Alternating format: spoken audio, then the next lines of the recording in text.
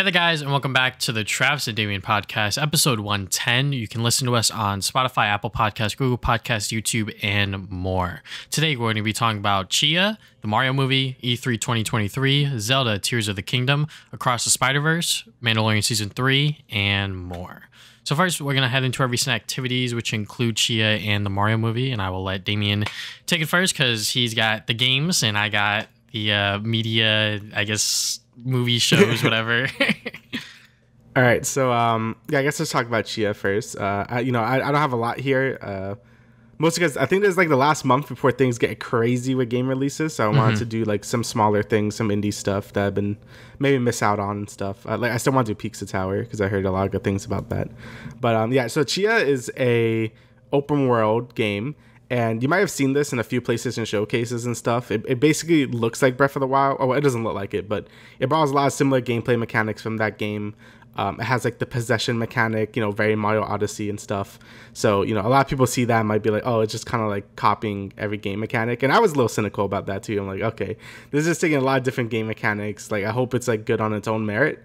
And its whole, I guess, sort of defining feature is based off New Caledonia or something, which is like a small little island next to Australia. It's not exactly that region of the world. It's like inspired by it. And I guess I just want to bring more attention to that location in the world by, bringing the culture in the game and like folklore and stuff. And I think they did a really good job. I was actually very surprised. I went into this with like kind of like low expectations. I'm like, okay, let's see how good this is, because it was free on PlayStation Extra. So I'm like, yeah, why not? And yeah, it was just super charming and cute. The whole game really, focuses on like, making you learn about this region of the world, like the culture and like what they eat, more again, like the folklore stuff when it gets more to the end game, when you fight like the evil god people, which I guess is based off their like culture and stuff. It's just really cool. And like just the game itself is just like in a nice stylized graphics, kind of really Wind Waker-y looking. And again, like I said, all the gameplay mechanics are very based off like Breath of the Wild. You could climb any surface. You have your paraglider you can use anywhere. And then it uses the Mario Odyssey thing where you could possess any animal you see. And you could also possess like inanimate objects. So you could sort of like prop hunt, where you could kind of like go into a box and just kind of walk around as a box. And all these things aren't as good as the source games, obviously, but I think it's very impressive what they did for an indie game, especially it's made by I think 12 people it was made by. And the whole time I'm like, man, this looks like really good for such a small team. And the mechanics are like a lot more complex than they should be. So I'm like, wow, I was just really impressed the whole time. And, I think the story was really cute. The game, it looks like it's for kids, but there's some like weirdly dark stuff in it. It's more like what do you call it? Like a fairy tale, right? Where those stories are like, yeah, they're for kids, but they're kind of like dark. It's kind of like that. And I kind of like that. People get like their arms cut off and shit. Like, Jesus, there's like blood and shit. I'm like, nah, I didn't expect that because it's such a cute looking game. But yeah, honestly, it's just a really good, just chill open world game. You can learn about a different culture. I think it looks great. It's really sad that this game made by 12 indie people looks way better than Scarlet and Violet. Like, Jesus. But yeah, I think they did a great job just doing the open world, exploring this culture. The story was really cute. I just ended up really liking it a lot. If you have PlayStation, it's on there for free for the extra tier. And I think it's on Epic Game Store, not on Steam yet. It's on Epic right now. I'm sure they cut a deal with them. So they probably have a deal. Yeah. But honestly, yeah, it's just very impressive. You're looking for just a chill open world, maybe before Zelda comes out. And honestly, when I watched the direct of Zelda, it made me want to play this because I could use like a Zelda adjacent right now. So that's kind of why I played it. But yeah, really good. I really enjoyed it. I do have one complaint with it though. The game has combat and is not good. So that's not really an issue to like the last half of the game. Like most of it, you're just exploring. You're meeting all these characters. It's really cute and stuff. And then towards the end, when the sort of like rising action is happening, they wanting to destroy a lot of like enemy base camps and shit. And the way you do that is she doesn't actually have like an attack button. To kill the enemies, you have to set them on fire and shit because they're not actual people. They're like these like fabric monster things. So you have to like prop hunt your way into like an explosive item and like yeet yourself at them. And it gets really old really fast because there's just not a lot like depth there. Like you kind of just do that all the time. So by the end, they want you to do that a lot, and it kind of drags the game down. Like, it kind of goes from like a 9, like I'm really enjoying myself, to like an 8, just because it acts as a lot of combat at the end. But yeah, besides that, I think the game is great. Everything is worth a shot. I actually don't know how much it is because I got it for free. $30. I think it's like 30. Yes. Yeah, it sounds like $30. Yeah. But yeah, there's a lot of content to do if you want 100% it, and yeah, I highly recommend it. It's really good. Next, I guess I'll talk about the other indie game I've been playing, Gunfire Reborn. So, all right, this was a roguelike that came out like 3 years ago. I bought it in early access, and I really liked it, but then I just kind of stopped because I like to do that. When I play it in early access, I just like to play it maybe for an hour or two. I get the gist, and I like to give developers like my money if I think the idea is cool enough. So basically, it's just a first-person roguelike that's like heavily inspired by Borderlands. So a lot of the mechanics are straight from that game. So like you have like the 3 elemental types: fire, acid, and like electric, just like Borderlands. And you do the thing where fire is good against red health bar enemies, and then corrosion is good against armor, and you have a bunch of different weapons or modifiers. It's very Diablo, just like as a roguelite. And it has a really cool sort of Chinese aesthetic since the developers are Chinese. So like all the character designs are really cute. They're all like little furry animal people. All the enemies are like based off like Chinese folklore and stuff. I think the aesthetic is just really cool. And just the gunplay is just really fun. Like, you just pick up all these different weapons. You can synergize with all the different abilities you could get. You can make some insane builds. And I've been very addicted to it. And what I really like about roguelites, which I feel like a lot of modern roguelites don't do too well, even though I love games like Hades and Returnal, but I do feel like they're too polished to a point where it doesn't let you break the game in half. Like, I still think Isaac is the best roguelite I've played. Same thing with Gungeon, just because those games let you break the game. And it should. Like, if you're getting a really good build, I should be able to one-shot a boss, Like, I feel like that's what I've been working up to, and it's, like, really fun. This game lets you do that. Like, I just had a run, like, yesterday that I just, like, one-shotted the final boss because my build was so good, and it feels so good. Like, I feel like so many roguelites nowadays just don't let you do that anymore, and I feel like that's... for me, I feel like that's the spirit of a roguelite. Like, obviously, like, they're supposed to be hard and stuff, but if you get something really good going, then, like, you should be able to just steamroll everything. And this game gets that, and I love that. It's been a while since I played a roguelite that really understood that isn't, like, Isaac. So, yeah, it was such a really good time. The game looks great. I'm pretty sure they copy some animations from other games though. So there's a gun that's literally Zarya's gun. Like, it shoots graviton, and you could like you charge it like this. Like, it has the same reload. I'm like, oh, that's a little copyright infringement. But hey, the game is really good, so that's fine. But yeah, I'm really enjoying it, and I'm hoping to play more of that. And last, I have the Fire Emblem Engage DLC. I played like half of this so far. It's the Fell Xenologue DLC, like basically like the big story DLC for Fire Emblem Engage. And yeah, it's pretty good. I don't think it's as good as Cinder Shadows from Three Houses, which was the story DLC for that game. It's a lot less involved.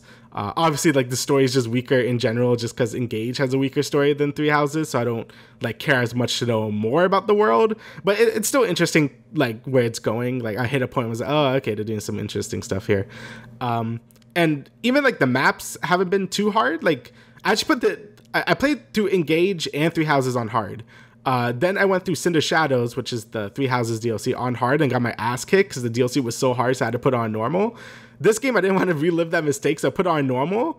Because Engage itself was pretty hard, so I just put this DLC on normal. But it's actually been really easy, which is weird, because Cinder Shadows was so hard. So I guess they're like, all right, we'll make this DLC easy. So yeah, that's weird. But as a result, the maps in the DLC hasn't been too interesting so far. Like, there's just been pretty normal Fire Emblem maps, which is kind of disappointing because yeah, I think Cinder Shadows and just all of Fire Emblem Engage had really good like maps and stuff. Right now, these have been pretty straightforward. Just kill the enemy commander and just go up to them and stuff. So hopefully the maps get more interesting. But yeah, it's a lot less substantial than Cinder Shadows was, but it's still a good time. I'm pretty sure the DLC itself was cheaper as well, but I can't remember. But more Fire Emblem is always good, so I guess I'll talk about it more next week when I actually finish it. So yeah. All right. So I forgot to talk about this show last time, but I finished You Season 4. This is a show that I have talked about numerous times on here. But if you guys don't know what it is a Netflix series about this guy who pretty much is trying to find the one, and he does anything and everything to make sure that that person loves them, including killing people. So that's pretty much like the big thing of the show. It's been going on for a little too long, in my opinion. But honestly, Season 4 has really delivered a lot higher than I really expected, especially because I feel like the series is running out of juice, and they confirmed the next season is the last. But for this one, he is now in Europe, I believe London to be more specific, and he has someone stalking him. That's like the whole, I guess, like big twist of it. Instead of him stalking someone else and sort of trying to get them, figuring them out, now someone is watching him and sort of figuring him out and watching over his shoulder. So they released this show in 2 parts, which is obviously something new for Netflix, and I think it worked. I didn't watch it during those like windows. I sort of just watched everything once everything was out. But I can see where they were going with the whole 2-part thing, because once the fucking twist hits, it's like, yo, what the fuck is going on? Because it can be a little confusing, but at the same time, I'm like, this shit is crazy and insane. And I think the show does the best in its ability to really explain what the hell is going on here. Some of the elements from season 3 do come back, but obviously it's kind of hard for me to talk about the show without really spoiling anything. But I'm not sure if our audience really cares about that. But just in case if you do, season 4 is definitely one of the better seasons, definitely better than season 3, because I've rewatched season 3 with my girlfriend because she has never watched any of you, and I was just like, all right, we're gonna watch everything before season 4 comes out. So season 3 is definitely not as strong as I would like it to be, especially because there's a lot going on within that season. But I think season 4 was a good change of pace, all things considered. I watched John Wick Chapter 4 as well. Just real quick, fuck the people that were sitting next to us that were straight up having a fucking conversation. Like, they just kept having to make comments and shit about the movie. And I was just like, yo, if they were sitting anywhere else, even then we would probably still hear them. But the fact that they were sitting right next to us was so annoying. And it was in Dolby Cinema, where it's fucking loud. So the fact that we can hear them making comments and making jokes and shit, I'm like, yo, you two are fucking diabolical. And you're the reason why people don't go to theaters anymore. But I still think that the movie theater experience is still worth going to. And I'll talk about more of that when I talk about the Mario movie. But anyways, John Wick 4, it's really, really good. I'm not sure if it's the best, just because John Wick 1 was like perfect on like all standards in terms of like story, action, pieces, etc. But I feel like this one elevates at all of that in a sense. Like the story is very much engaging with you because of literally everything within these movies happens within like one after another. So there's like no time jumps or anything. I think this all happens within like a week or some shit. I could be wrong, but I know that like everything that happens from beginning up until the end of John Wick 4 is all happening in real time in a sense. But yeah, this movie incorporates a lot more like martial arts stuff and not just like, shooting gun pew pew pew kind of thing, because John Wick 3 really did like elevate the gunplay in a sense, because there was like scenes with like shotguns and shit like that. But like this movie, there was a scene with like nunchucks and just like hand-to-hand combat and shit like that. And because Matrix. People are gonna talk about the staircase sequence, because that one was really, really cool to see as well. And this one, I believe, is the longest John Wick movie, which can feel a little tiring. But at the same time, like as I was watching it, I was like, oh shit, this is not over yet. Like we're still fucking going, which is like pretty cool. But yeah, John Wick Chapter 4, if you haven't seen it yet and you've watched the other ones, definitely go out and see it. But if you like Damian and haven't seen a lot of these movies, watch them. Yeah, I really have to. Like, I've been meaning to. I've seen only the first one, so I need to watch all these now. Yeah, I don't know why. I think 2 and 3 recently left HBO, but you can buy the Blu-rays if you want, because they're like really, really cheap. They're like that's fair. $5-10 each or whatever. But yeah, moving on from there, I saw the Mario movie the other night, and yeah, it was really good. I obviously don't want to spoil it for Damien. Yeah, we'll talk about it next podcast. I want to see it this week, but my brother was doing stuff, so I'm like, okay, we'll do it next week. So no worries. But yeah, it's really good. I think that the critic score definitely had a lot of people hesitant on it and be like, oh fuck, it's a rotten score. And then obviously the audience score came out and it was very, very high. I've seen that before with Rise of Skywalker, and the critics were right on that one, but the critics were wrong on this movie, because I think that just to like sum it up from like the article that I wrote last night, like if you are a fan of Mario in any capacity, whether it's the Mario Kart games, his platformer games, whatever, like if you have any history or experience with the Mario games and you have an interest within Mario, go and see this movie in theaters. I know it's coming out on digital within like 30 days or something like that. Yeah, that's crazy. don't watch it like that if you can, because I think the movie theater experience was a lot of fun for me, even though like the fucking kids next to me were like pointing out every single like reference and everything that was like going on.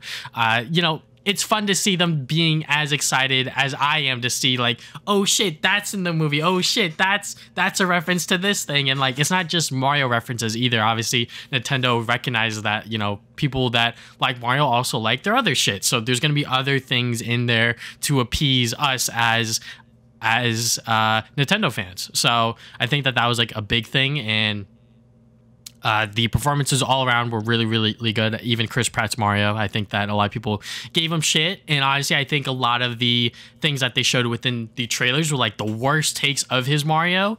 But when you actually see the movie and see him perform in that character, I think that it worked fine.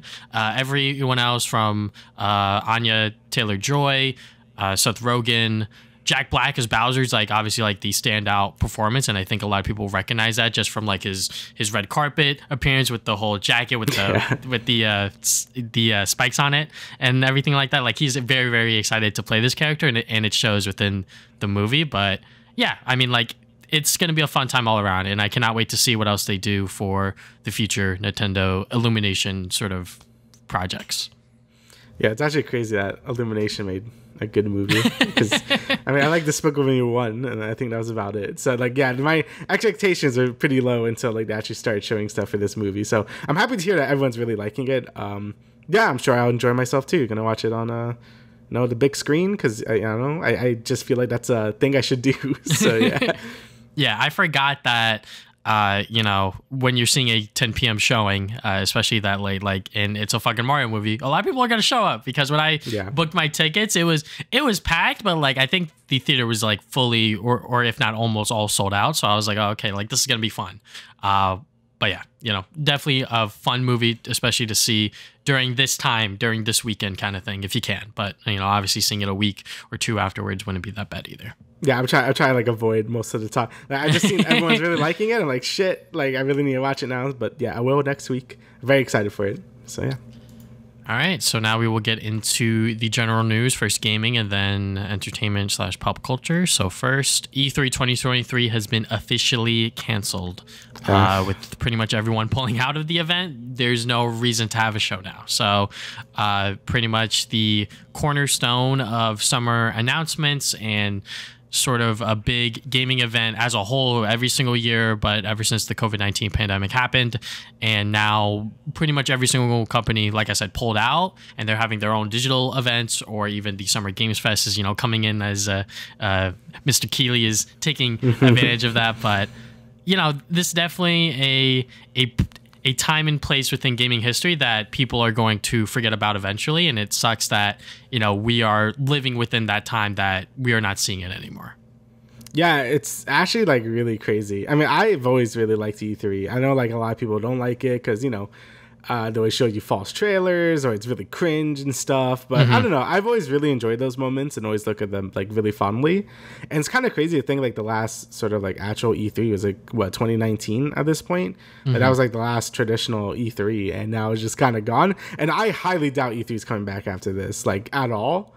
Like, they're saying like, oh, we'll be back. I doubt it. They said that I think last year too, but then it also got canceled, and then this year everyone just pulled out. So yeah, I think E3 is probably just dead at this point. And it's kind of sad. It's like it's a huge thing throughout the gaming world. Like this thing has always been here.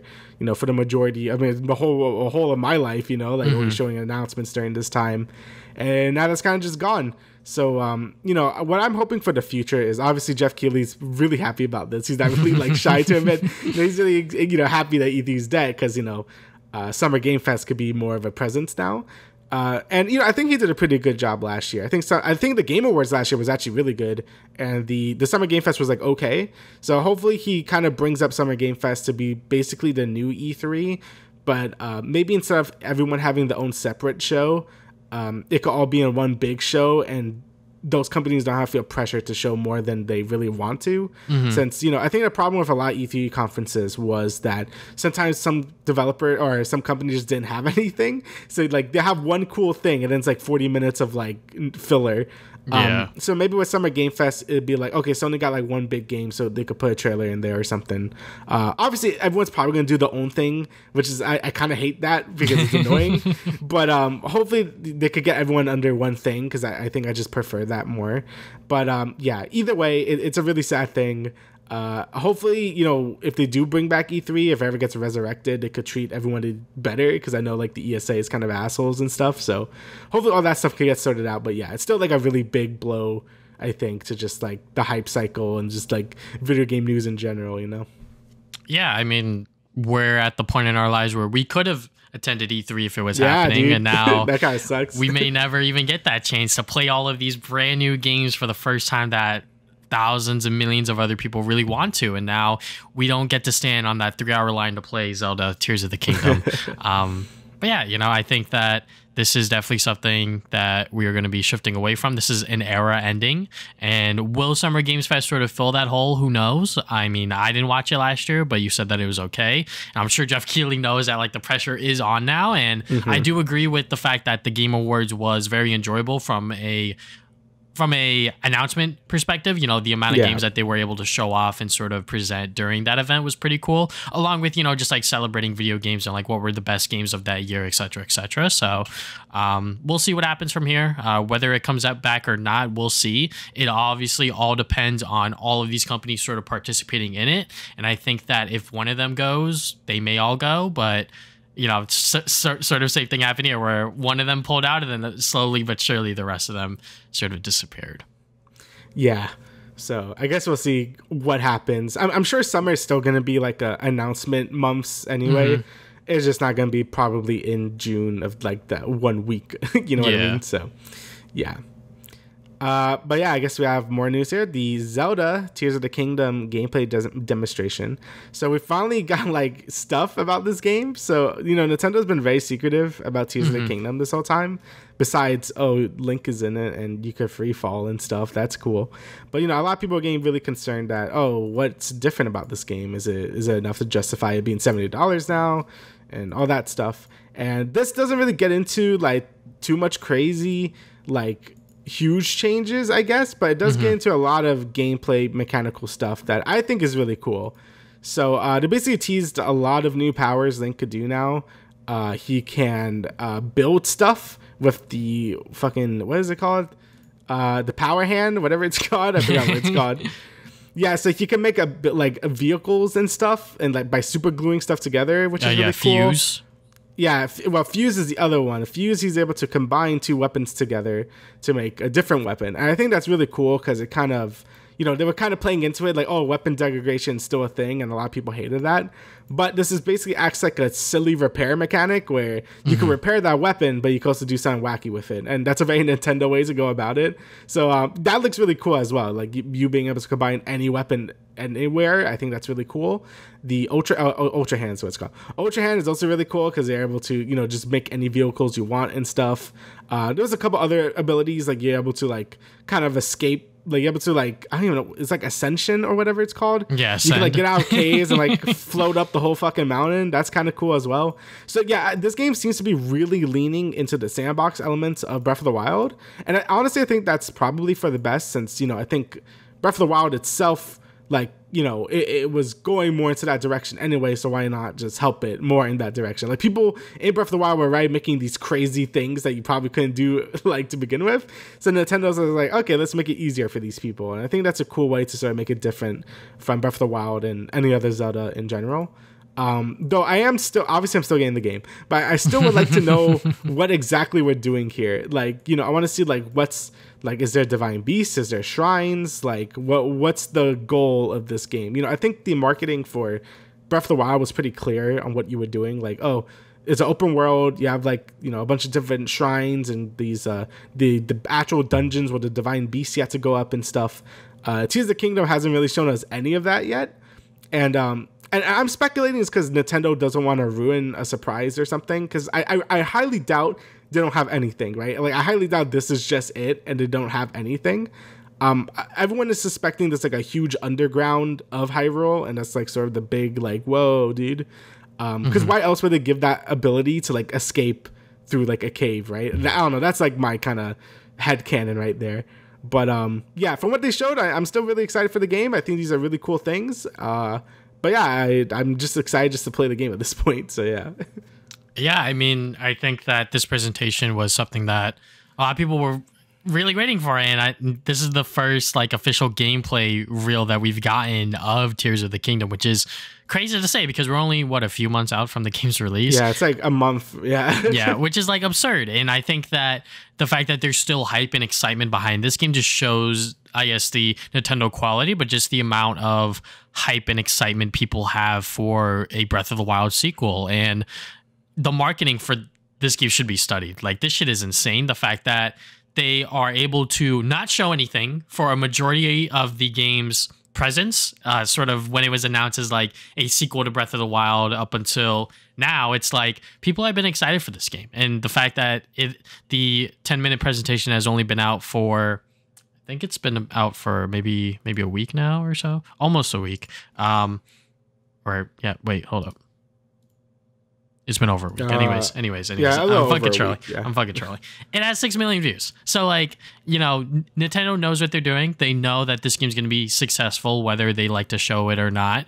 And I think that they are afraid to show it. I think that there was, like, an article or something of them sort of being like, yeah, we don't know if we want to show everything. And, you know, that can backfire at them. But at the same time, it's like people are going to buy this game either way. You even said it yourself, Damian. It's like, yeah, it's $70. Yeah. I'm going to still buy it, though. It's like, all right, yeah. See, like, they fucking know their audience. They know that people, no matter what they show, they can show literally nothing. They didn't even have to show this presentation. People would have still bought it anyways. Oh, yeah, and would have pre-ordered. Yeah. and would have got into it and been like, wait, what the fuck can I do? Holy shit, what is this Fuse stuff? What is this Ascent? Like, oh my god, there's so many new things that you can do within this game because it is a sequel to Breath of the Wild. And I think that this presentation is to show more or less that, yeah, this is a sequel. We're not just like slapping it over again. We're showing you why it took so long for us as Nintendo to really get down and sort of get into the nitty gritty of like what makes this game a sequel to Breath of the Wild. And you know, I'm excited for it. I think that a lot of people are gonna have fun with it. I've never finished Breath of the Wild because I'm just fucking terrible at 3D Zelda games. But I'm definitely gonna give Tears of the Kingdom a shot because it seems like that they are doing a lot of cool and interesting things. I like pretty much every single new ability they have given Link. It seems like something that they were sort of cooking in the back room per se, and they're like, okay, yeah, like this will make traversing the open world that is Hyrule or whatever the fuck this place is a lot easier and a lot more fun for the player. And I think that that is something that Nintendo has always been good at. You know, whenever they make something, whether it's a remake, a port, a sequel, like they always try to take the time to make sure that why are we doing this? It's not for the money, but it's more because there's more ideas here.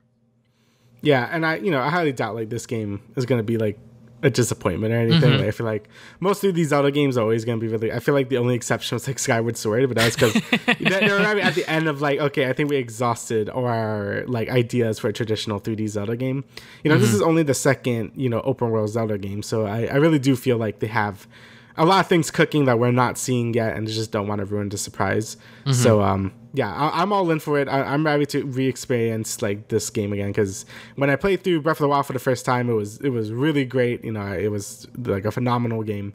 So I'm very excited to go through the whole thing again and like just see all the little things, all the big things they changed. I think I trust in this game being good. So yeah, I'm ready to have a good time with it. Yeah, I think all of the Sky Islands have people a little hesitant because of Skyward Sword, but yeah. Hey man, maybe there's a Loftwing or something. Hey, like understandably so to be a little hesitant, but yeah, the game is set to release sometime in July or something like that. No, it's coming out in May. May? Oh fuck. Yeah, I believe it comes out like next month. It's early May. Oh yeah, May 12th. Yeah, so holy shit. Okay. Yeah. Anyways, we got Murder of Sonic the Hedgehog. This is the April Fool's game that they dropped. It was free. I believe it's pretty much just like a visual novel kind of thing. Yeah. And you're just trying to solve who murdered Sonic. It is on the Steam charts, and it is one of the highest rated games on the service, which is fucking crazy. But yeah, just as like a joke game, the fact that they put so much effort and sort of fan service into it is awesome to see. I haven't played it yet. I definitely want to try it out once I'm finished with school. But yeah, it seems like that they put a lot of things that Sonic fans can enjoy. And obviously, just by judging by the Steam reviews and word online, it seems like that this is like a fun April Fool's game that is not canon to the Sonic lore, if you will. Honestly, I love the Family Guy death pose that Sonic is doing. That's very funny. But also, yeah, I actually want to play this before the podcast, but I couldn't get around to it. I'll probably play it before the next one. But yeah, I just from what I'm seeing, I heard a lot of people saying the writing is really good. The art looks really good as well. Like whoever did the art for this is like, it looks really good. And it just seems to be like a lot of love and attention to the game for like no reason. Apparently it was a lot of work to make this game. Apparently, like I think someone on one of the devs on Twitter said it was like, it was a lot of work to put this thing together, but they're very happy it came out very well. And yeah, hopefully like they can make more of these, because I think this is a cool way to sort of experience Sonic in a different way, because I know a lot of the comics has some good stuff in there, so maybe they could like maybe make them into some visual novels or something. I think that'd be a cool way to get like extra story out of Sonic. I know he's more of an action platformer series, but a lot of people like him for his story and stuff. I like the characters, so I think it's a cool way to sort of inject more story into just Sonic, I guess. And yeah, it's just a really cute thing. A lot more effort than it had any right to have, but I'm really happy that it ended up good, because yeah, this is probably the best reviewed Sonic game on Steam as well. So that's very funny. Yeah, because just like with every other, I guess, like mini Sonic project, this is all fan done in a sense. They hired a bunch of fans online to do this game, and they all worked together to make it happen. And I'm glad that it turned out the way it did, because it seems like that a lot of people are enjoying it. Yeah, I'm definitely gonna try this out before next podcast, because it does look really cute. So I definitely want to give it a shot. Yeah, I'll try then too. All right, so next we got not so fun stuff. So Jonathan Majors, who was in Creed 3, and obviously he's Kang in the new Marvel stuff, he was arrested for allegedly assaulting a woman, but that might not be true. So there's been some developments here. I don't know if we actually talked about it. No, I think this happened. Like this all happened really fast. This all happened, I think, right after we did the last episode or something like that. So yeah, basically, Jonathan Majors apparently saw a woman, and this woman said that he like strangled her or something and caused. Oh no, yeah, hold on. Yeah, he caused a laceration behind her ear and stuff, causing bruising and like pain and stuff. And then the cops came in and arrested him right away, apparently because it's like police protocol to do that. And then later on, the woman texted him saying like, yeah, that didn't happen or something, and like all charges should be dropped against you, and I'm really sorry this happened. So it's a very confusing thing that's happening right now. It could be that maybe she was hysterical, and then maybe he tried to stop her. Apparently that's his side of the story, and now she's like collaborating with it. So apparently that's what's been going on. But then some other interesting stuff happened on Twitter, where some like actors or directors or writers or whatever were like, yeah, this guy's always been an asshole and stuff, and he's kind of like a psychopath, Jonathan Majors. So it's been kind of like a lot of just he said, she said stuff at the moment. So it's been kind of confusing right now. So as of right now, we don't really know what's really happening besides what we see here. So yeah, apparently like now the woman's saying that he is innocent, and Jonathan Majors obviously saying he's innocent. So that's basically where we're at right now. Yeah, I mean, at the end of the day, it seems like he put his hands on this woman and caused some damage. And it seems like that the woman, whether this was a girlfriend or someone that he was seeing, is trying to not end his life in a sense, or end his career, and trying to sort of backpedal on everything that has happened. So yeah, I mean, this has happened before. I believe the actor that played Thanos, he had some sort of assault allegations or something like that. Maybe not allegation, but I believe there was a thing that involved assault with his wife in like 2004 or something like that. And then she also sort of like backtracked and sort of wanted those charges dropped and didn't want it to escalate that far. But obviously that was so long ago, I think most people forgot or didn't even know about that stuff when, he made his appearance within the MCU and everything. But yeah, I mean, it seems like he did this bad thing, because I know that Michael B. Jordan, he posted photos of the behind the scenes stuff, and he's been very much like having like a brother relationship with him. But ever since this stuff has come out, he was not in any of those photos on Instagram. So whether he is canceled or not, we'll have to wait and see. I know that people are, wondering what's going to happen to him within the MCU, because he is like sort of like the big pivotal villain that they're sort of like centering around. But yeah, I mean, I don't necessarily want to see him in other things, but I think that if sort of all sides come out and sort of the story, the truth of the story comes out that he is not guilty, I'll still be a little wary of him, because it does seem like that from the he said, she said thing of like people within the industry to be like, yo, how did this guy even get up to this far within Hollywood to make his stardom when like they've known that he has been, having this sort of behavior for all this time. So, we don't know what's going to happen with him because the story is still developing, and, people online obviously have a opinion on this, but yeah, I think that I'm thinking he did it. 100%. Yeah, like, and that's been, a lot of people were saying, like, a lot of those like people behind the scenes were saying he's kind of like a psycho and stuff, and it probably will only get worse the more he's like, because he's pretty new to like the big screen and stuff, right? Mm-hmm. Like he just started his career basically, and this stuff just happened now. Like I do feel like if it is ignored and we see it again, then it definitely isn't like a coincidence at that point. Like maybe he is just a violent person and stuff. Again, like I don't really know, but like he probably did do it. And honestly, for the MCU stuff, they could probably just recast him because this is multiverse stuff anyway. I know some people saying they already showed all his multiverse like variants in the end of Quantumania, but it's okay. Mm-hmm. They could just recast. They recasted War Machine. Like it's fine. They could probably just recast and be like, hey, it's just multiverse shenanigans, whatever. And I know every other multiverse thing we see, like sometimes they look the same, but like that's also not the case in Loki or in Spider-Man when they have different people that look like different things. But so it's fine. It's fine.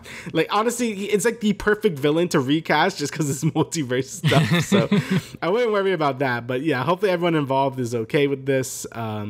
I guess we'll find out sooner rather than later once investigations go out. Even if he's not guilty for this, like it could very well lead to like further like investigations and stuff. So I guess we'll keep an eye out on this and see how things will develop in terms of the MCU and stuff. So yeah. Moving on from there, we got the Scott Pilgrim anime has been confirmed. And the entire cast will be from the movie. They are all returning to voice their respective character, which is pretty cool. I think that, Scott Pilgrim has had a big resurgence as of late, just because people are watching the movie on Netflix or whatever, and people are playing the game and sort of, rediscovering what Scott Pilgrim is. So it's cool to see that they're making this anime adaptation. And on top of that, they're bringing back the entire original cast to voice their characters. So that should be fun. I hope that this project does well, because I know that the creator was sort of hesitant when it all like got leaked a few months back. He was like, oh no. But yeah, I mean, people are excited for this. I'm excited for this. I cannot wait to see how it all turns out. I think that they hired a actual like anime studio to work on this. So yeah, I think it's the people who made Devilman Crybaby, I think. Possibly. Yeah. All I know is that they hired like an actual like anime studio to really work on Japanese. This. Yeah. So that should be fun. Yeah, so I'm very excited for this. Like I've always really liked the art style of like the graphic novels and stuff, and obviously I love the movie and the game and stuff. But obviously the movie skipped down a lot of stuff because it's a movie, and I think they did a great job for like for a movie. Like that's just how much you could do in it. So I think like an actual animated series would be great if they actually go through like either all the source material, or if they just do their own thing, that's also fine. Like I feel like every Scott Pilgrim like media thing has been pretty different from each other, like from the graphic novel to the movie to the game. Like they've all been pretty like, yeah, you can just enjoy them for what they are. So I think this anime might end up being the same thing, where it's like sort of its own thing, which is also fine. Honestly, like I've always been so excited for like an anime series for the show since they did like that one-off Adult Swim sort of prequel thing to advertise the movie. I'm like, yo, that's sick. They should do like a whole cartoon like that, and then they are, but it's like an anime. So yeah, I am very excited for this. Hopefully it ends up great. I mean, I think all the Scott Pilgrim media that's come out has been really good. So hopefully this doesn't disappoint either. So yeah, very excited for this. It's really cool to see like a lot of studios like kind of I guess like lean into anime more. Obviously with Cyberpunk I thought was fantastic. So now seeing this also gain like sort of like an anime type of thing is also really cool. So you could nominate this for anime of the year if you want. So like legit, because it's made by an anime studio. So yeah, really cool. I'm very excited for it. Yeah, I wonder how the Japanese dub's gonna be, because that'll be fun. That will be weird, right? Like it probably have. I mean, Japanese dub's always pretty good. Like I'm gonna be like honest. Like I can't really tell the difference between a lot of Japanese voices. I know that sounds kind of bad, but when I hear they always sound good, right? Like I don't think they usually sound bad, but I also can't really tell the difference because I don't speak Japanese. I just like, oh yeah, that sounds good. So yeah. All right, but speaking of things that are really fucking sick, Spider-Man Across the Spider-Verse, the second trailer came out, and it looks really, really good. I'm very excited for this. I think these trailers have been really good because it doesn't really give too much away. Like, it's still showing us that Miles is kind of like, on the run from all the other Spider-Men, all the other Spider people. And, that's about it. Obviously, we get more things about him, like what it means to be Spider-Man. And we kind of get the gist that maybe they're mad at him because, for various reasons, everyone keeps joking, like, oh, he has parents. Like, he is not a Spider-Man. So that's probably it. I also like the idea that he was never meant to be a Spider-Man because his spider came from a different, like, dimension and stuff. So maybe it's, like, some weird, like, time paradox thing. I don't know. There's a lot of really interesting things the story could go with. And obviously, like, the animation still looks amazing. It looks like it's gonna have a lot of action, a lot of heart, just like the original movie did. So yeah, it's honestly going through a lot to like pair up to the original Spider-Verse, because I think that movie is like a 10 out of 10. But I think they could do it, and hopefully they can, because this trailer is really good. Yeah, I mean, I saw this trailer again when I was watching the Mario movie, and I was like, fucking cinema. Yeah, dude, peak cinema. Yeah, I mean, I cannot wait for this movie, and I think that the second trailer really is a lot better than the first, because now we have a better idea of what story that they're going with. And yeah, I think a pivotal part of the story is the fact that Miles Morales isn't supposed to be Spider-Man, but I think also the fact that his parents, or one of them, is maybe likely going to die. I mean, I've read the comics, and I think that the first run that they did with Miles Morales after Ultimate Fallout 4, which was like his first ever appearance once they did his own solo series, I think one of them or both of them died. I forget exactly what happened, but there are iterations of this character that we've seen where the father has died, such as the Spider-Man 2018 video game, and I think that if one of them has to perish, or even a different character, I know that there's a scene within this trailer in particular where Gwen's falling and Miles is sort of reaching out for her. So, God, not again. I don't want to see that again, I don't want to see that on the big screen again. But yeah, I mean, I think that this movie really does have a good idea of what they're doing with the multiverse stuff, and they have a lot of fluidity with the story and not having to go based on the comics. And I think that is very exciting for a lot of Spider-Man fans, especially myself, someone who has read a lot of Miles Morales' comics, and seeing that this movie is really out there. Like, there's a lot of stuff in here that has not really been in the comics before, obviously, because they're telling a brand new original story. I mean, the first thing being the fact that we see Mayday is sort of Peter Parker's child. That's sort of like a big taboo within the Marvel editorials, apparently, from my seeing on Twitter. They do not like having Peter being a father and sort of settling down. They always like to mess with the MJ Peter relationship, and also seeing Scarlet Spider, I forget exactly his name, but yeah, there's just a lot of things within this trailer that's just like awesome, and to like rude about. They mentioned the MCU Spider-Man as 1999-999 or whatever, and I think that was pretty cute because I know that Kevin Feige was like, it's Earth's fucking 616, yeah, right? stupid ass 616, but it's not. Honestly, it's fucking not. Yeah, so, he's really adamant about it being Earth 616. Yeah. So you know, hopefully the community can turn on him and be like, no, it's 1999, whatever the fuck. So. Yeah, I mean, I cannot wait to see how this movie turns out because obviously I am very fucking excited for it. The moment tickets go on sale, I'm buying them shits. I don't care if my friends are gonna want to see it with me. You better fucking hurry up. You better decide quick before I buy all of the tickets because there's no way I'm sitting in the fucking front where I have to like look up super high because I'm not doing that. I almost had to do that for the Mario movie, but thankfully there were 4 seats for all of us to sit down. But yeah, Across the Spider-Verse, this trailer is so much better than the first. Not to say that the first one was bad, but this trailer really does give us a better idea of what's going on, and also some very good visuals and some sort of good nods that they're doing within the Spider-Man multiverse. Yeah, I'm honestly just I watched the trailer like 3 times. I'm very excited for it. Like, you don't understand how much I love the first Spider-Verse. So yeah, I'm very excited for this, and hopefully it's good. I have every hope that's going to be good. So yeah, very excited for it. Yeah, and I know that Sony and the team behind working this movie know how pivotal this movie needs to succeed for them to do well financially because a lot of people are excited for this film, and I think that if the critic score is not that high and then the audience score is not that high, it's not gonna be good. But I know that just from the trailers and everything that they're setting up, it can't be, right? It can't be. I hope I'm not eating my words a few months from now. I really hope so because animated, I know Spider-Verse didn't make that much money compared to like the other live action Spider-Man, probably just because it is animated. But hopefully this one is able to sell more than the first one did. So I think 100% because when Spider-Verse came out, it was like 2018, right, or whatever. Yeah, and like during that time, it was still like, animations for babies. And then I think once it came on Netflix and a lot more people had the time to really sit down and watch this movie, it has honestly garnered a lot more fans. And obviously, people have played the Spider-Man video game, they played the Miles Morales game, so there's a lot more stuff to really pull from the I guess like Spider-Man stuff. So I think that this movie will 100% outpace the first movie's box office in no time.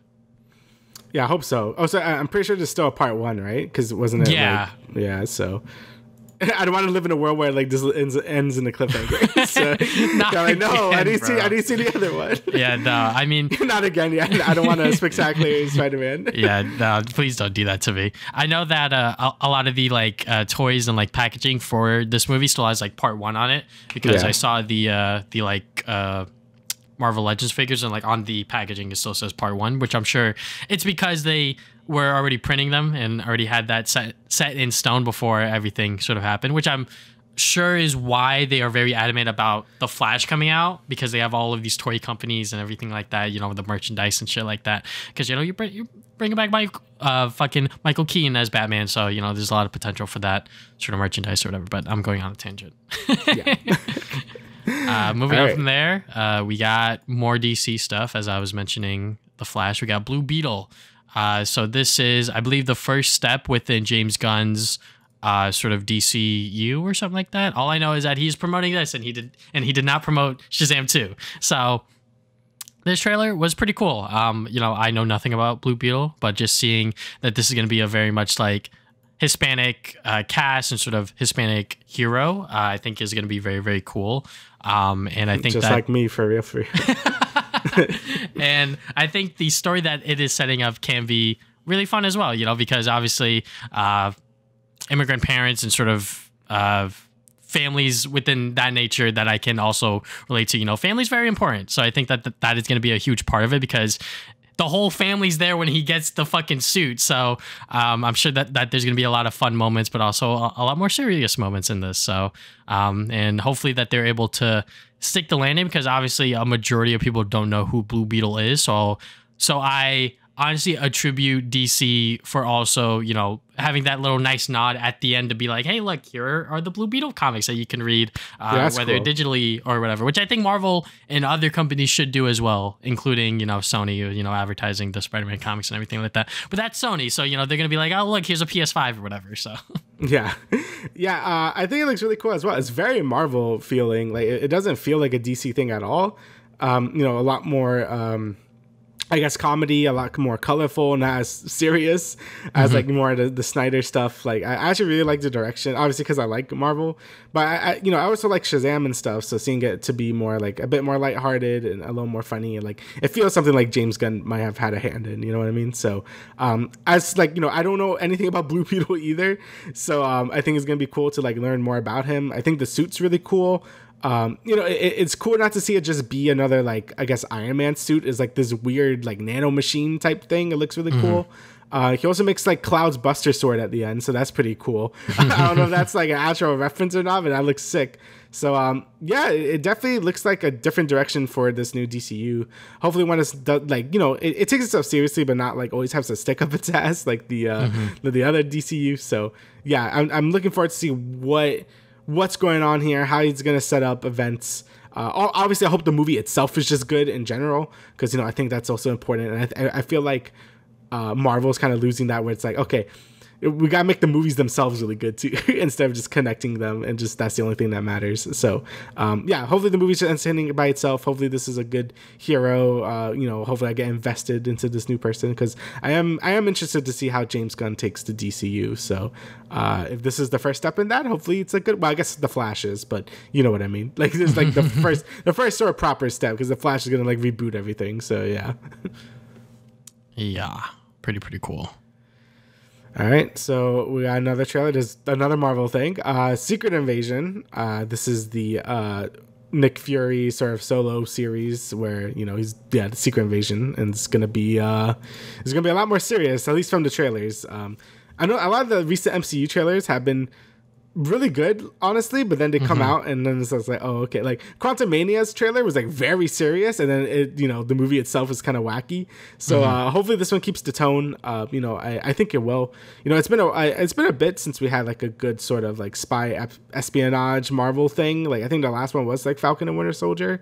So it's gonna be nice to have another one of those. I've always really liked the Captain America movies and stuff, or things that have like they have a hero but they don't really have any powers and stuff, and this is really looking like to be like one of those type of things. And yeah, obviously Samuel L. Jackson is great. Nick Fury is really cool. So I'm definitely looking forward to see how this sort of shapes the rest of the MCU, and it just looks like it's gonna be like a really fun sort of like spy type show as well. So yeah, I think that having another grounded series that isn't thwarted within all of this multiverse magic stuff or whatever is going to be good for the MCU, especially because it's kind of like a no-brainer to sort of stick Nick Fury into his own show and just make it like a spy show kind of thing. So it should work. It should hopefully be as good as this trailer is showing us, because the poster that they showed before the trailer dropped was cool in and of itself. The Marvel movies they have a track record of making really shitty posters. So I'm glad that this one, they made like a pretty cool one. And then on top of that, the trailer itself is pretty entertaining as well. So I hope that, it all sticks the landing. Obviously the Disney Plus shows, they are sort of slowing them down a little bit, making sure that they are high quality and everything like that before they drop them now. Now that they've realized after a whole phase of dropping, show one after another, and now it's like, okay, maybe we should like slow it down and actually make every single one stand out and make them good, so people remember that, hey, you did watch the Hawkeye show, remember, right? Kind of thing. So yeah. Instead of just being like, yeah, you watched it, but like, what did you really get out of it, kind of thing. So I hope that this show really does have a lasting impression, if you will. Yeah, I agree, because like you said, like the Marvel shows have sometimes they start well, but I feel like they needed more time to cook and stuff. So hopefully them sort of delaying shows or making them just work out better, I think that's going to be the best in the long run. And honestly, like give a lot of these shows one more episode and they would have been like fine, I think. Like, even that, I still think most of the Marvel shows are like, like a 7 by default. I usually think they're pretty entertaining in general. But you know, obviously a lot of our complaints are like, man, I wish it was like 1 or 2 more episodes. And I feel like that extra time to make an extra episode, or like look at the script and be like, okay, we could take out this or whatever. I think that would benefit them a lot. So yeah, definitely looking forward to this. You know, I know there's not too many Marvel shows coming out, which is a good thing. So hopefully this one leaves a good impression, like you said. So yeah. All right, so next up on the Disney Plus docket is the Ahsoka show. We finally have a teaser trailer for it because they are having the Star Wars celebration going on right now. So this is the one trailer that they made public to us, which is the Ahsoka show, which is awesome. You know, I love Ahsoka as a character. I think that she is by far the standout addition in the Disney Plus, or not the Disney Plus, the Clone Wars show. And having that character sort of get its own show and also be within the Mandalorian, having it all tied together, you know, it's pretty cool. You know, I love what they're doing with this show. It seems like they are taking some elements from Rebels as well. So if you did watch Star Wars Rebels, I have not. It seems like apparently they've recreated the final episode of Rebels within this show to give it more context as to what's going on. So yeah, it seems like that they are pulling a lot of different elements from the different shows and everything that Ahsoka has really been in. So yeah, I mean, I cannot wait for this show to come out, and it seems like that this is gonna hopefully do the character justice, because you know the Mandalorian season 3 has not been doing all that hot. Yeah, it's been a little weird. You know, I think honestly, I feel like the Star Wars shows are going through the same thing the Marvel shows were going at, where it's just like now it feels like there's a lot of that. Well, Andor is like the exception, I guess. But I don't know. I feel like hopefully the show is good. Obviously, I don't know what's really going on because I haven't watched Clone Wars or Rebels. So I feel there's a lot of things happening, and people are like, "Whoa, dude, look at that!" I'm like, "Oh, I don't know," because I didn't watch those shows. But I do like Ahsoka. You know, I like her character from the stuff I've seen her in. So you know, I'll still watch it. But I just don't really understand what's, you know. Hopefully, they give you some context of what's happening without having to watch all of like Rebels or Clone Wars, which I still need to do regardless, but you know, I won't be able to do that by the time August rolls around because it's a lot. But yeah, hopefully it's good because, you know, like we alluded to, you know, Mandalorian season 3 has been, yeah, it's been there. So hopefully this show is good, because Star Wars has always been such an uneven series in general. Like sometimes you get something really, really good. I'm like, why is this so good? Or you get something that's really mid and just like, okay. So yeah, hopefully this is good for all the, you know, Ahsoka fans. She's very popular. So yeah, hopefully she gets a good show, because I know Obi-Wan, you know, his show was a little mid. So I guess we'll see what happens. Same thing with Boba Fett. So we'll see. When it's just the character's name, it hasn't been a great track record so far. So let's see how this one goes. Yeah, and it seems like that they're also introducing some new characters that I may not know of. Maybe they're new, maybe they're not. All I know is that if they have different colored hair or different colored skin, they're from Rebels. That's what I learned. Yeah, so, that's what I assumed. Yeah.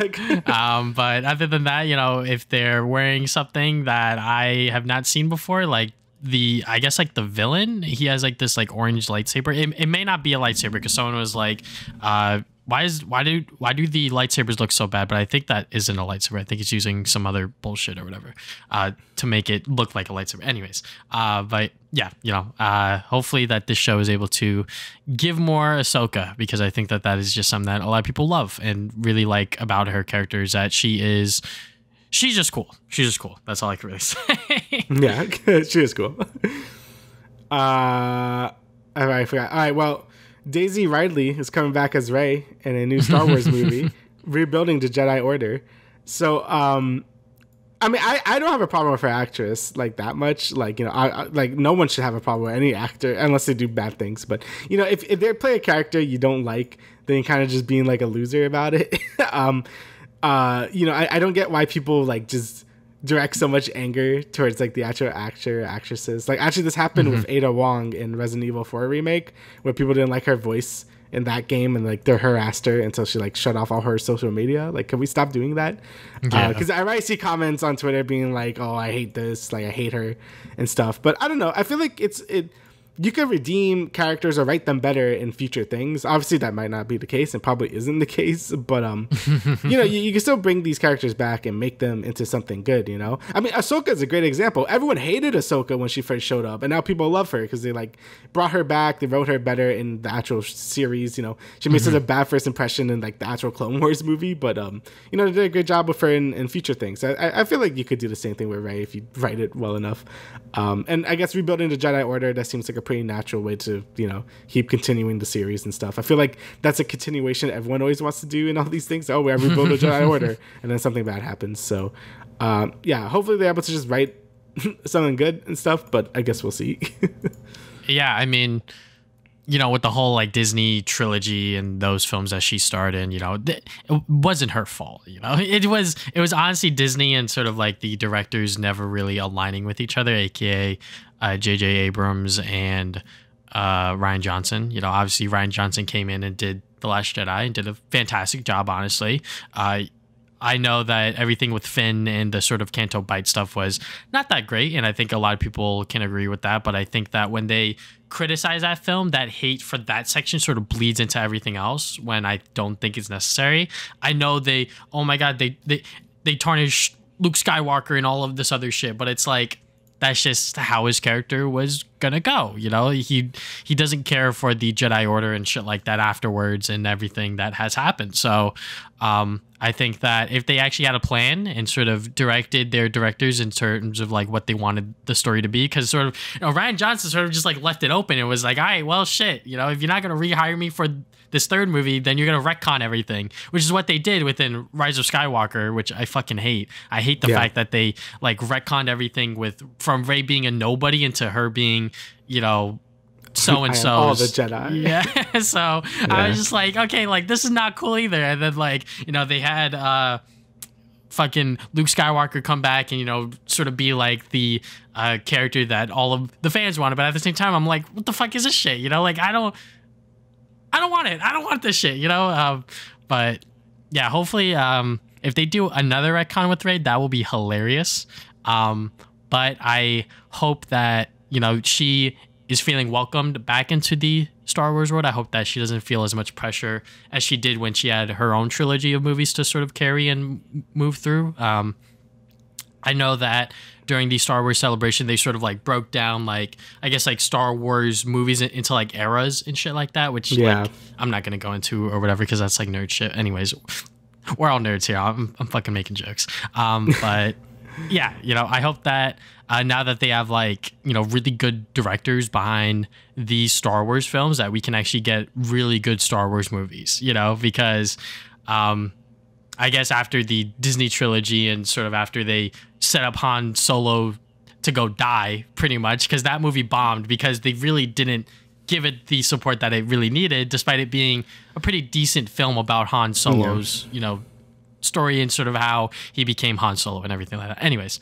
I hope that these movies do well. I don't wish ill on anything Star Wars, unless it's like really fucking bad. But at the same time, most things within Star Wars can be good. It's just that they always execute it improperly. So I hope that these new movies, especially this one with Daisy Ridley, ends up being pretty good, because I know a lot of people really like her character, really, really like Rey. So hopefully they do it justice. Yeah, I didn't mind. Again, this coming from someone who's only watched Force Awakens, by the way. I've not watched Last Jedi, Rise of Skywalker. But I mean, I liked her character in that one. I still felt like Finn should have been like the main Jedi, just because he was built up so much in that movie. And then he kind of got yoinked. They fumbled it so hard. Yeah, he got his lightsaber yoinked at the very end, and it's just like Rey's like the main character, which is like fine. But I don't know. I feel like Finn had like I don't know. I just felt like, what was the point of doing all that? If she was going to be the main character. I don't even have an issue with her being like the main character if they just built her up in Force Awakens, but she was kind of set up as just a side character in that movie. So yeah. I mean, that's what I get. Oh yeah, go on.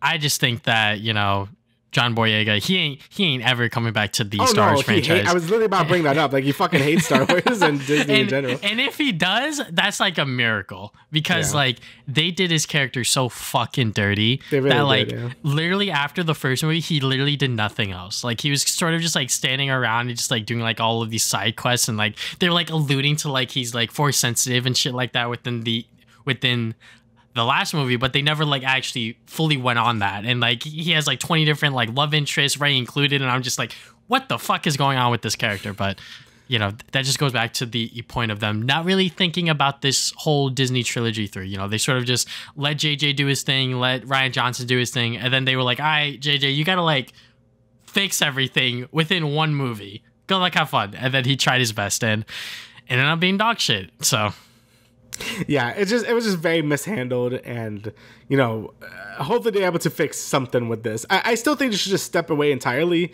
from all this and maybe like jump way further in the future or something, because I feel like this is already like a lost cause. But if they want to keep doing things with Rey and like the new whatever the order, wherever new order we're at, new Jedi First Order, whatever, then go ahead. But I don't know. I still feel like they should either like jump a million years ahead and like see like just have totally new characters, new lore and stuff. Like just we should just step away from this stuff at this point. Like I think they said they want to step away from Skywalker stuff, but whatever. I guess we'll see how this goes. All right. So next we got here is the first look at Lady Gaga as Harley Quinn in Joker 2. There have been a bajillion just like different like set photos and like set videos, like leaks or whatever. But this is the first one we've actually got a official look at, and yeah, she looks sad as hell. I've been seeing this used as a reaction image. It's great. Like, it's really good. But yeah, Joker 2 is set to release October 4th, 2024, and it's going to take place 5 years after the or the release date is actually 5 years after the original film's release date. So that's pretty cool. We don't know exactly how far it actually takes place in between films, but yeah, I mean, this movie is going to be part of, I guess, like the DC other verse or whatever the fuck that they're calling it. So I'm glad that, you know, James Gunn is recognizing that, hey, you know, like this is like a pretty good, I guess, like standalone like Joker story that actually worked out. And they got Joaquin Phoenix to still do it. And they got Lady Gaga. So fuck it. You know what? Keep it going. And it's going to be a musical. And I think that that is definitely the biggest glaring thing that a lot of people may not get across, especially if they aren't following the news for this movie and they're just gonna go into it like blind and be like, all right, what the fuck's going on? Like, why are they singing and dancing and everything like that? But I think that it can be a lot of fun, and they obviously have the brains and the sort of genius behind there to really make it work out. Yeah, I mean, I love Joker 1. Like, I thought it was really good. But you know, a lot of best things about about that movie was just how like eerie it was, and like how I guess silent it is. Like just like it's very just uncomfortable. And I feel like a musical is the total opposite of that, but it could still work. Like it could still be like maybe more chaotic and stuff. And you know, maybe the addition of Lady Gaga as like Harley Quinn, like it's gonna add a whole another dimension to the movie. That's like, you know, it's still good, just different in a way. So at least that's what I'm hoping, because yeah, moving it from just, you know, a standard like movie to a musical, that's insane. So it's gonna be interesting to see how it plays out, and hopefully, you know, it won't feel too samey, because yeah, it's a fucking musical now. That's insane. So yeah, definitely looking forward to this. You know, hopefully they don't connect it to anything. Like, you know, I do still hope it's like its own thing, like James Gunn said. Like, you know, yeah, it's just gonna be its own thing. It doesn't have to connect to the new Batman either. It could just be its own thing. I think that's fine. Even if they do that, which I highly doubt they will. I guess I hope it's good.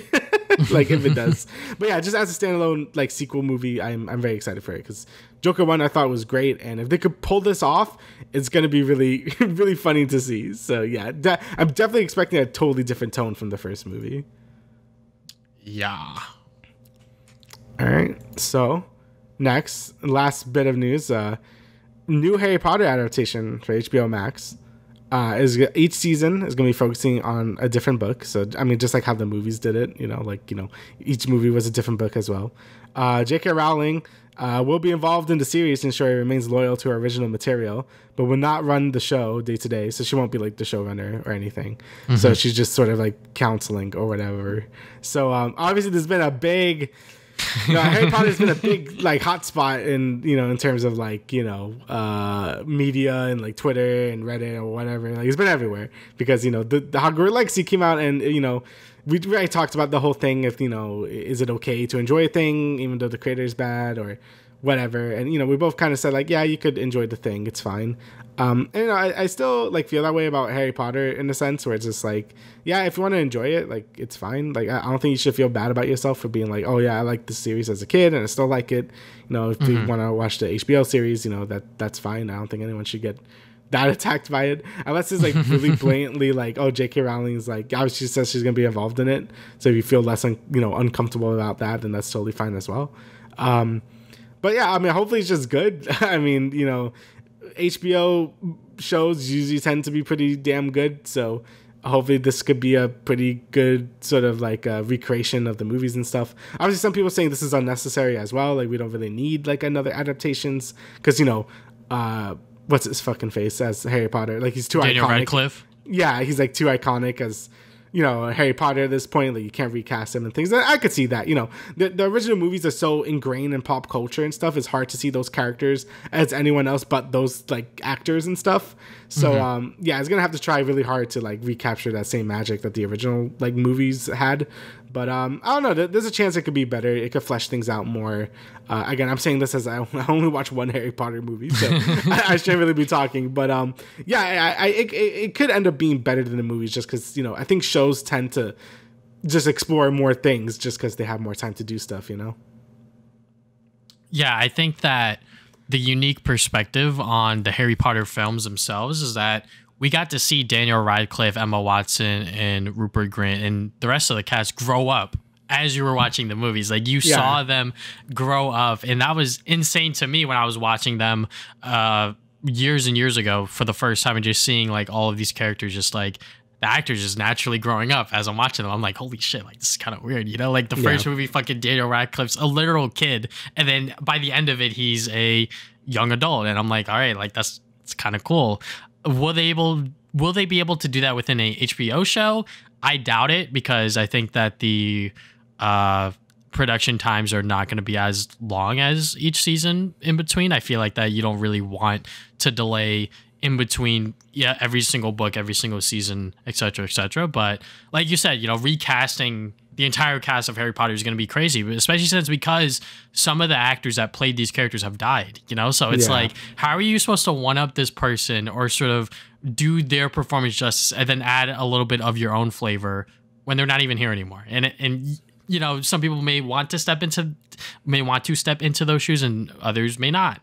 And I think that a lot of people are theorizing that she is coming up with this HBO show because of the actors that are, iconic for their Harry Potter roles, Daniel Radcliffe, Emma Watson, etc., are sort of, coming out and being like, yeah, we don't agree with her, transphobic remarks and shit like that. So she's just like, fuck it, I'm gonna just make a new HBO series and see how you like it. And it's like, yeah, I do agree that this is not necessary because people still watch those old movies because they're kind of timeless in a sense. You know, whether you don't like certain films or whatever, I think that they're all like decent at best. None of them I would say that it's just straight up awful. I think that a lot of them are enjoyable to watch, especially if you are into like the wizardry and everything like that comes with Harry Potter.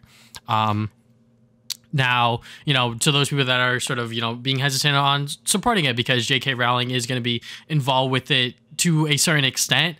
I mean, I'm probably not going to watch it, not because, or partially because of her involvement, but also because I don't think that it's necessary. I don't think that this HBO show should even be a thing.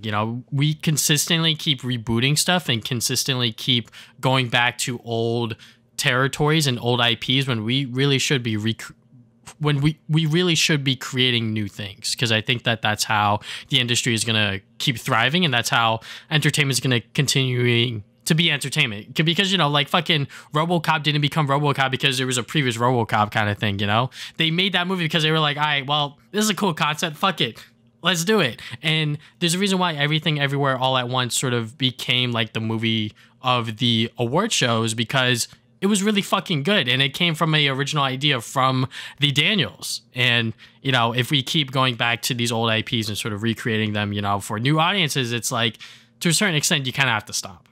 Yeah, and that's sort of been a big issue with, like, I guess, like, media Like nowadays, like a lot of things are getting rebooted, remade, and stuff, and it hasn't been as many like I guess original things being made. Because it's interesting because during the early 2000s, you know, it was all about like adapting like books and stuff into things, and that worked. Like I feel like we could still do that. It just felt like it's easier to bank off like nostalgia and like just rebooting and remaking stuff. And again, I still stand by that. I think gaming is like the only time where remakes really work at all. Like I feel like movies and other things just don't work as well, just because like those things are kind of timeless and you could just enjoy them for how they were. And games age a little worse than like movies and stuff because you know you have to like play them. So that's why like you know the RE4 remake has been getting so much praise because it's just like it's RE4 just way better and like it's objectively better. I feel like movies can't really provide that same experience because, you know, it's always going to be those actors. You can't get that time back, you know. It's hard to explain, but I do agree with you. And I guess we were going to talk about this, but there are, like, you know, we're getting to the point where they're remaking movies from 2016 with Moana. We're not going to really talk about it, but that's really dumb and kind of shows, like, how far we're at this, like, remake train where we're remaking things that are not even a decade old at this point. So, I do agree that I think, like we should be maybe aiming for more maybe adaptations or just like straight up new ideas and stuff. But, you know, as capitalism goes on, like it's more risky to like take on new original ideas and like just rehash what we already have. So you know, if we want to blame anyone, just blame society and capitalism as it always is. So, but either way, I do agree with you. It probably isn't that necessary, but it also doesn't help that J.K. Rowling did try to make something new with the Fantastic Beasts and it sucked ass and no one cared. So that's probably why she's falling back to just Harry Potter again, because it made her money. So that's probably the real reason this is happening. Also, I guess it's just time to bank in the nostalgia of Harry Potter because it's old now. So and you know, new sparked interest because of the Hogwarts game and the game like that. So but you know, another week of J.K. Rowling and I guess Dwayne The Rock Johnson being villains. I don't know. Like, you know, the whole Moana remake bullshit. It is kind of crazy that like literally everyone on the internet was just like collectively like, what the fuck? This movie came out like 5 seconds ago. I'm like, that is hilarious because the movie did come out recently. Like it's not even that old. So the fact that they are sort of going back and sort of redoing it with Dwayne The Rock Johnson's, you know, starring in it obviously, and him being the live action portrayal and everything like that is just like, I see what your intentions are and I'm not down with it. And I think a lot of other people on the internet feel the same way. So just very not necessary. All right, so now we're going to get into the last part of the show where we are going to talk about The Mandalorian Season 3, Episodes 5 and 6. So these are going to be full spoiler discussions. We're probably just going to talk about both episodes willy-nilly. But yeah, I'm going to be honest with you, Damian. I was watching Episode 5 and I fucking fell asleep. That shit was so boring. But I did have to rewatch the last part of it because my girlfriend was like, this shit is important. And I was like, okay, fine. And that was important because we did get to see Moff Gideon sort of escape his pod, apparently. And also Bo-Katan sort of, I guess like what the overarching story is now for this Mandalorian show is going to be about Bo-Katan trying to reunite the Mandalorians, which I think is a pretty cool concept, especially since because as her character is, you know, she can walk both worlds as they put it, you know, with their helmet on or off, and sort of just reunite everyone, whether, you know, they are part of the way or not. So I actually did like episode 5 more than 6. I mean, the pirate stuff was more just to have like action set pieces and stuff. But no, this is like the episode where we actually, like you said, we get the plot.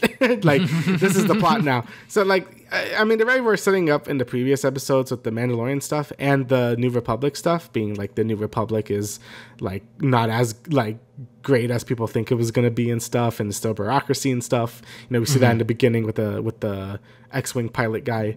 So, you know, they're setting up that stuff. Same thing with the lady from that episode from before. Like, she's still there being sussy and stuff. Like, she's obviously involved in bringing Moff Gideon back. So, no, that's the whole thing happening there.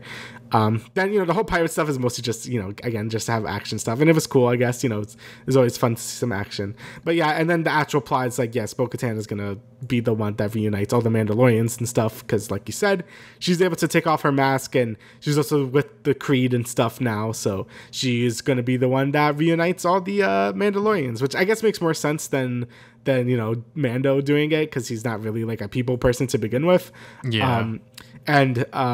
Honestly, episode 6, the whole middle part isn't important at all. Like, it's mostly the first 5 minutes and the last like 5 minutes are the most important parts. Like, the middle part really doesn't matter at all. So you know, at the end of that episode, they find the rest of her squad that like left her after she lost the Darksaber, and you know, Mando's just like, here, have the Darksaber, because technically you did earn it like by me getting my ass kicked when we were in Mandalore. So here you go. So now she is the rightful, like, I guess, ruler of Mandalore, and she's gonna bring everyone together, which is cool. I mean, I do like Bo-Katan's character a lot in this show. Like, her and Mando, I think, are pretty fun to watch together. So I have been enjoying them, you know, just being together. Like, I know it's always kind of an issue when a side character, you know, yeah, like, I guess when a side character sort of becomes like the main character, because she's like you know, stealing his thunder a bit. But I don't know, I feel like they both work together pretty well, and they have like a shared respect and both want the best for Mandalore. So I guess this makes sense at the end. I did wish Mando used the Darksaber more throughout the series, but I guess she just has it now. So yeah. Now we could talk about like Jack Black is in this, and Lizzo. Yeah, so, I mean, you know, just having celebrity cameos in Star Wars is always funny. I think within any like I guess like fantasy or just like TV show in general, when you have like these like in Game of Thrones, just like these like random celebrities just popping in, it's like, whoa, what the fuck is going on here, you know, kind of thing. Especially since, because that day I was gonna see the Mario movie afterwards, I was like, I'm getting Jack Black twice today. That's crazy. Double Jack Black, yeah. But I mean, I think that they were fine, you know. Yeah, I think they were fine too. Yeah, they were just like, you know, the rich couple, just, you know, being on the planet and everything. But you know, and setting up the whole like side quest with them being like, you know, we are reusing battle droids to, you know, serve us, and now they're going rogue, so now you guys are gonna have to find out who's doing it. And it turns out it was the first person that they talked to when they were trying to figure out what the fuck was going on. Some Scooby-Doo shit. Yeah, actual some like Scooby-Doo side plot that was happening here. I was like, okay, like, you know, the episode was cute, you know, it was fine, but it's like, I guess like from everything that we've seen from season 1, especially, where it was like, you know, it was a lot more, I guess, like serious and a lot more grounded within the Star Wars and not as silly. But I know that, you know, once they realize that, oh shit, we could print money with Baby Yoda, now they're sort of like, you know, going into that more aspect of them being like silly and cute and whatnot, which I don't mind necessarily, but at the same time, I'm like, I do want a little bit more of like the serious stuff, which I'm sure we're going to get into hopefully before the season closes out. But yeah, I mean, going back to the whole like Darksaber thing with Mando, I'm sure that he just didn't use it because it's like not his style kind of thing, you know? Also, like, he just didn't know how to fucking use it. Like, he was just not good at it. Yeah, he was not. You know, it going back to Bo-Katan is pretty cool, and I cannot wait to see what happens there. But, you know, overall, I'm sure, you know, most people have said this time and time again, but yeah, it does feel very much like not a lot's happening within season 3 of Mandalorian, just because we've said this time and time again, you know, a lot of what happened between season 2 and season 3 happened within Book of Boba Fett. And I think that if they actually flesh that out and actually spent more time on that, you know, 2-episode storyline, maybe flesh out to 4 episodes or maybe even 5 or whatever, that would have been like a pretty good like first half of Mandalorian season 3. And then we could have gotten into this other stuff, maybe more slowly, maybe even faster. I don't know how that would work, but you know, so far for season 3, you know, it is picking up a little bit. It is getting better, but at the same time, you know, you can always wish for more in a sense, because they're still showing us like all of these like mini side plots with like other things that they're setting up for later. And, you know, right now it doesn't feel important, but I hope that it does later on, because, you know, I've watched shows in the past, excuse me, where like, you know, they show things and then they just never come back. Yeah, I just feel like the show's too afraid to like ever have like more serious like talking. Like, if the episode's mostly about like maybe like talking or whatever, like we always have to have like a silly like chase or action sequence. I feel like we don't need that like a lot of the time. Like, I feel like if episode 6 was more focused on literally just Bo-Katan reconnecting with her squad and maybe like doing a bunch of like more emotional shit, I think that would have been a lot better, because it actually matters for the plot. because a lot of this, like, you know, the Jack Black Lizzo stuff didn't really matter at the end. Like, it was fine. Like, it was funny. I like seeing battle droids again. That's cool. But you know, it doesn't really matter at the end of the day. Kind of just feels like a waste of time. Same with the pirates. I'm like, why does this matter? Like, the pirate stuff is just there to be an action set piece. Like, yeah, the other pirate guy ran away and he's probably gonna come back at some point, but who cares about that guy? Like, you know, like I'm invested in the Mandalorian stuff, like, you know, reclaiming Mandalore and all that, and I feel like it should be mostly focused on that and the New Republic. I feel like those should be the two major plot points instead of having these like weird detours. And I know the Mandalorian show has always done that. They've always had detours, but this episode felt very excessive in them. Like, I feel like I don't know. It just feels like it gets derailed. Like, the whole plot gets derailed because of it. Yeah. And it's kind of annoying. So yeah, hopefully the next two episodes just kind of focuses on the reclaiming a Mandalore bit. They don't have to do it all in like 2 episodes because that'd be too much, I think. But they probably will. So I guess we'll see how it goes. I still like Mando a lot. I think Bo-Katan's been great this season. You know, I've been enjoying both of them. You know, Baby Yoda is still cute, but maybe they did put the cuteness too high because like he's marketable. But yeah, you know, I enjoyed it, but yeah, it's still like, you know, they could have cut out a lot. Yeah, I mean, yeah, there's a lot of missed potential here. So I hope that, you know, they find some new direction within the upcoming episodes, if not seasons, because, you know, they know that this is one of their most successful Disney Plus shows because they started with it, and it ended up being really, really good because there were no real expectations for it. But now, you know, especially after season 2, after they introduced like the whole Luke Skywalker shit and everything like that, it's like, all right, well, now there's like, you know, shit writing on this. So, you know, now it feels important, which is like kind of hard to one up yourself, which it isn't impossible to do, but it does feel a huge task to do in and of itself. So let's see what happens within these next 2 episodes, because I'm pretty sure that's it for this season, and then we're gonna have to wait for however much longer until they don't advertise the show and they don't, you know, market it as well, and Mandalorian season 4 just drops randomly.